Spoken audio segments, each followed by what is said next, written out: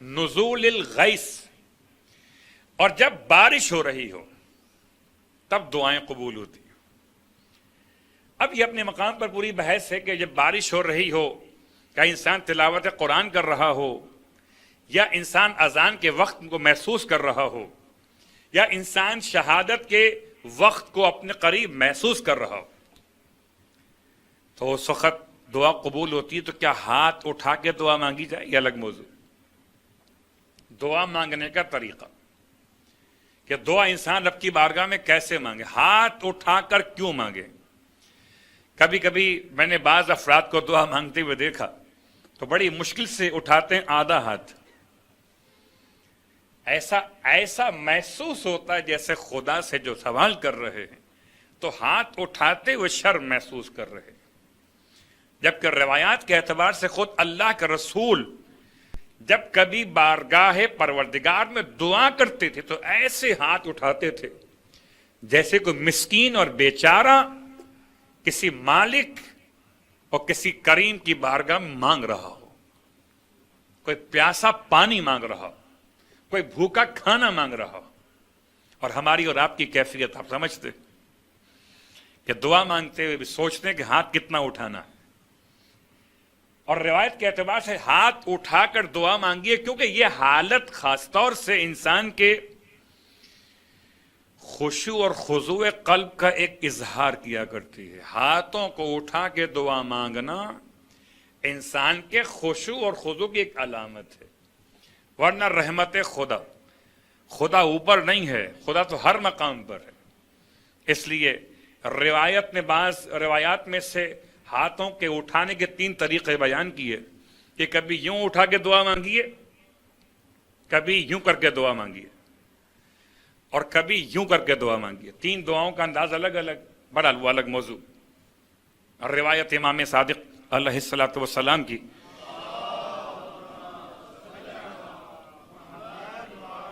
اور اس روایت کو علامہ سید شان جوادی اللہ مقامہ نے اپنی کتاب جو ترجمہ کی صحیفہ کاملہ اس کے مقدمہ دعا میں لکھا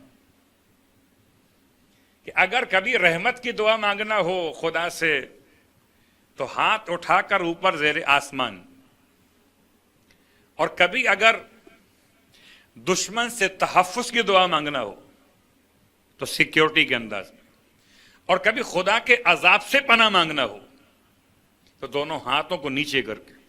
خیر، ہو سکتا ہے کہ روایت کسی اعتبار سے تلاش کی جائے کہ سند کیسی، لیکن طریقہ دعا ایک مقام نزول الغیث، جب بارش نازل ہو رہی ہو اس وقت بھی دعائیں قبول ہوتی۔ مگر بارش کی بات کے ساتھ ساتھ مجھے ایام فاطمیہ ثانیہ کی یہ 7ویں مجلس ہے، تو میں چاہتا ہوں کہ آج 7ویں مجلس کی بنیاد پر 7 شخصیات کو بھی یاد کر لوں۔ اور یہ 7 شخصیات کون ہیں کہ جن کے بارے میں شہزادی کونین کی وصیت میں الفاظ ملے ان کے ناموں کے ساتھ، اور ان کے بارے میں بحار الانوار کی روایت لیجئے، یا کتاب کا نام ہے روضۃ الواعظین، یا کتاب کا نام ہے شیخ صدوق کی کتاب الخصال، یہ 3 کتابوں کے حوالے کم از کم۔ یہ 7 افراد کون کہ جن کے لیے باقاعدہ مولائے متقیان علی ابن ابی طالب علیہ السلام نے نام دیا۔ اللہم صلی اللہ علیہ وسلم۔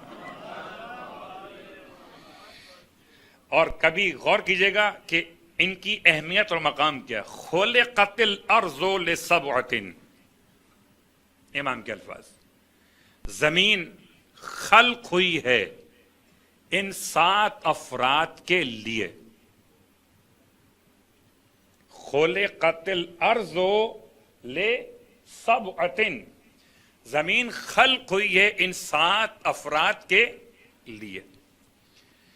بہم یرزقون، بہم یرزقون، ان 7 ہی کی وجہ سے رزق تمام مخلوقات کو عطا کیا جاتا ہے۔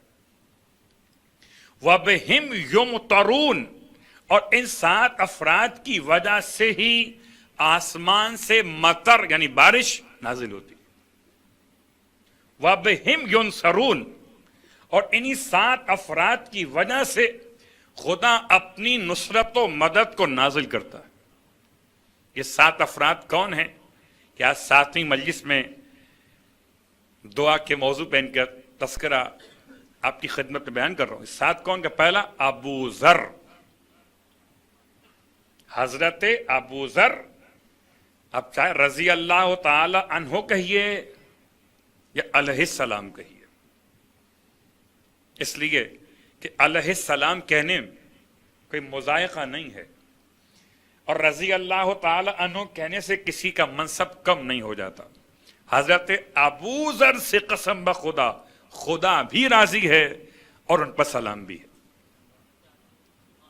حضرت ابو ذر، آپ کے بعد حضرت سلمان، جیسی ترتیب معصوم نے بیان کی اس کے لحاظ سے پہلی شخصیت ابو ذر، سب سے پہلے جنہیں شہزادی کونین کے جنازے میں شرکت کے لیے طلب کیا گیا، بلایا گیا، وہ ابو ذر ہیں۔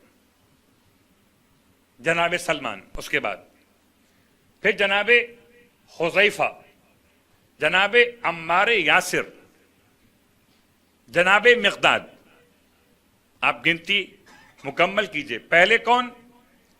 اس لیے گنتی آپ کو یاد کروا رہا ہوں کہ اگر کبھی ان افراد کے مقام کو محسوس کرنے کے بعد کبھی ان کے ذریعے سے خدا کی بارگاہ میں توسل کریں تو میں یقین سے کہہ سکتا ہوں کہ خلقت الارض لسبعۃ کی بنیاد پر، بہم یرزقون کی بنیاد پر، وبہم یمترون کی بنیاد پر، وبہم ینصرون کی بنیاد پر یہ 7 افراد۔ پہلے کون؟ حضرت ابو ذر۔ دوسرے کون؟ حضرت سلمان، سلمان محمدی۔ تیسرے کون؟ حضرت حذیفہ الیمانی۔ چوتھے کون؟ حضرت عمار یاسر۔ پانچویں حضرت مقداد، 5 ہو گئے۔ چھٹے کون؟ حضرت عبداللہ ابن مسعود ثقفی۔ یہ 6 افراد، ان میں پہلے جناب ابو ذر اور چھٹے جناب عبداللہ ابن مسعود ثقفی، اور درمیان کے نام تو آپ کے علم میں آ گئے۔ یہ پہلا شخص بھی حکومت مخصوص کے ظلم کا مارا ہوا ربضہ کے ریگستان میں، صرف ربضہ نہیں بلکہ شام سے مدینے تک اور مدینے سے ربضہ تک کا سفر، اور آخری شخصیت عبداللہ ابن مسعود بھی ان حکمرانوں کے ظلم کا شکار ہوئی، جن میں آپ کے علم میں سورہ واقعہ کے فضائل کے ذیل میں یہ واقعہ آپ کو ملے گا۔ حتیٰ کہ شیخ عباس قمی نے مفاتیح الجنان نے بھی اس واقعے کو فضائل سورہ واقعہ میں لکھا کہ جب وہ حکمران عبداللہ ابن مسعود کے پاس آئے تھے، اور آنے کے بعد آخر بیماری کے موقع پر کہتے ہیں کہ اب ہم چاہتے ہیں کہ آپ کا وظیفہ بحال کر دیں۔ ابن مسعود کہتے ہیں جب مجھے ضرورت تھی وظیفے کی بند کر دیا، اب جب آخر وقت آ گیا اب میں وظیفہ لے کر گورنمنٹ کا کیا کروں گا؟ تو دلاسا دیا کہ تمہاری جو بیٹیاں ہیں، لگتا شاید ایسا کہ آپ کے یہاں بیٹا کوئی نہیں تھا، بیٹیاں تمہاری ہیں، ان کے کام آئے گا۔ ابن مسعود فرماتے ہیں میں نے اپنی بیٹیوں کو سورہ واقعہ یاد کرا دی ہے۔ سورہ واقعہ جو تلاوت کرے وہ کبھی فقر و فاقہ میں مبتلا نہیں ہوگا۔ سورہ واقعہ کی تلاوت جو کرے۔ تو اب یہ 7 افراد میں 6 نام مکمل ہو گئے۔ 7ویں امام فرماتے ہیں وَأَنَا إِمَامُهُمْ، میں ان 6 کا امام علی ابن ابی طالب علیہ السلام۔ 7 افراد۔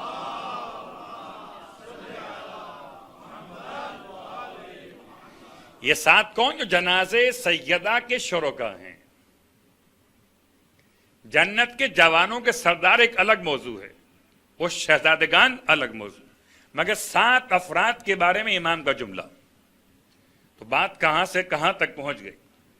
بات چلی تھی نزول غیث سے، بارش کے نازل ہونے کے وقت کو شمار کیجیے غنیمت، کہ جب بارش ہو رہی ہو تو خدا دعا قبول کرتا ہے۔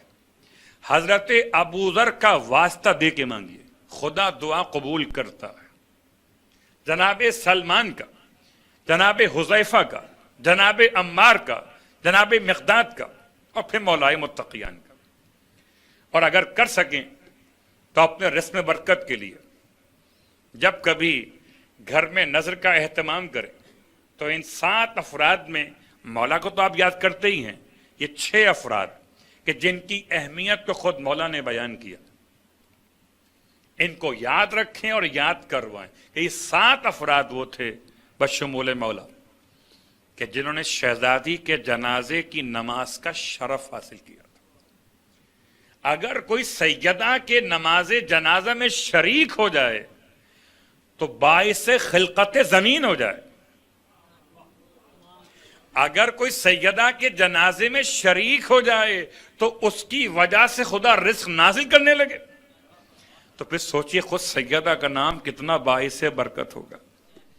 وَعِنْدَ دعوت المظلوم، اور جب مظلوم دعا مانگتا ہے تو خدا اس کی دعا سب سے زیادہ قبول کرتا ہے کہ کوئی اس کی دعا اور رب کے درمیان سوائے عرش کے کوئی حجاب نہیں رہتا، اتنی جلدی دعا قبول ہوتی ہے۔